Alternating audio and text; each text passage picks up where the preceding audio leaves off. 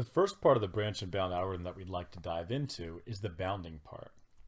And specifically, we'd like to talk about how we can look at the bounds of subproblems and use the bounds in subproblems to create better bounds in parent problems.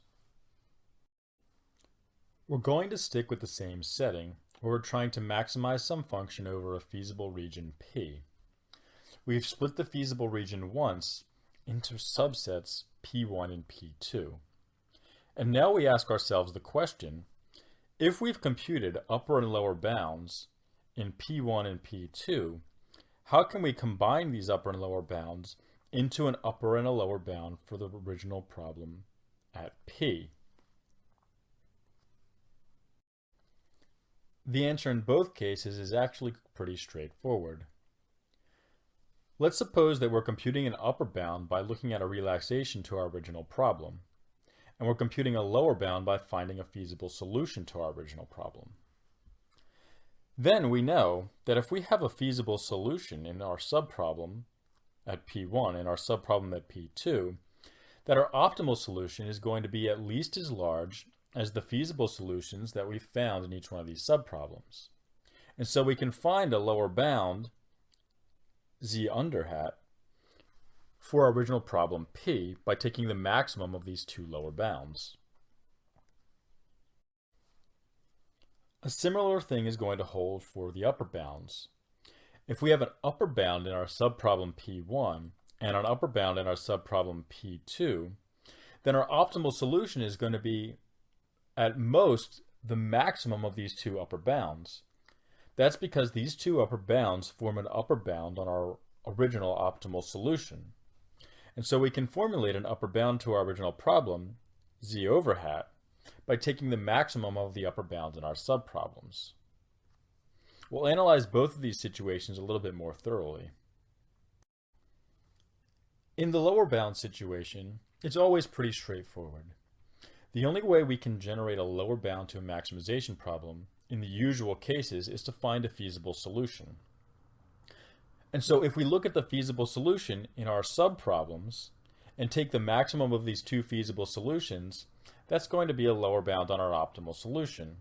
And so the best of the feasible solutions is going to formulate a lower bound in our parent problem. Note that although this is formulated with respect to z star, this holds for any particular node. In particular, if we look at a particular node and look at the children of that node, if we take the best of the feasible solutions at each of the children, we'll find a lower bound at this parent node. The situation for upper bounds is slightly more complicated. This is because there's many ways to compute an upper bound to a problem, not just relaxations.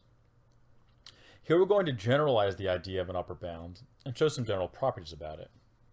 Our general upper bound is going to be a function, g of x. We're going to use some shorthand notation. Specifically, we're going to say that g of p is going to be the maximum of g of x for all x's in a region P. The function g is going to be an upper bound if two conditions hold. The first condition is that g is going to have a higher function value than f on any feasible region. Specifically, g of p is going to be at least as large as f of p. The second condition is that g of p is going to be at least as large as g evaluated at any subproblem. So if we were to split the feasible region P into regions P1 and P2, as pictured over here, then the function evaluated in the larger region is going to be greater than the function evaluated in the smaller region. If both of these conditions hold, we're going to say that G is an upper bound. Now that we're in this more general setting, we'd like to show how we can combine an upper bound for one subproblem and an upper bound for another subproblem into an upper bound for a parent node, or our original problem. The key idea is thinking about which subregion our optimal solution is going to be in. And here our optimal solution is going to be the optimal solution to the parent problem. not necessarily our original problem. If our optimal solution is going to be in P1, then we know that because G is an upper bound, that G in P1 is at least as large as Z star. That's because G of P is at least the value of F of P, and F of P is going to be equal to Z star. Also, if Z star is in P2, we get the same conclusion. That is, Z star would be at most the value G of P2. Combining these two thoughts, we see that Z star is either in P1 or P2, and therefore Z star is at most the maximum of G of P1 and G of P2.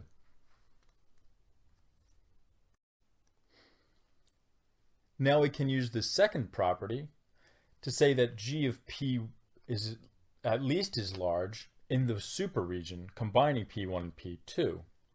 And so G of P is at least the maximum value of G of P1 and G of P2. And so Z star is upper bounded by G of P. Putting this all together then, we have two interesting facts. First, we note that if we define our upper bound according to rules 1 and 2, we in some sense have a consistent upper bound. That is, the upper bound for the superregion is at least as large as the upper bound in both of the smaller regions. Because of this, we get the nice property that if we compute an upper bound in our two smaller regions, we can combine these two upper bounds to create an upper bound in our larger region. We can also note a nice dynamic, which is if we split our problem into smaller subproblems, we can potentially get better upper bounds. If we have an upper bound for our particular region P, and we split it into the regions P1 and P2, we can see that by taking the maximum of these upper bounds, we can get a potentially tighter bound. And this tighter bound is also a valid upper bound for our region P. This is now how we should think about our bounding procedure. We're going to compute upper bounds for large regions P. After we compute these upper bounds for large regions P, we're going to potentially branch into smaller subregions. We're going to compute the bounds in these smaller subregions, G of P1 and G of P2. And then, after we compute these bounds, we're going to potentially get better upper bounds for our original region P by combining the bounds in our smaller regions. This is the general dynamic that's going to allow branch and bound to be more efficient than a regular search procedure.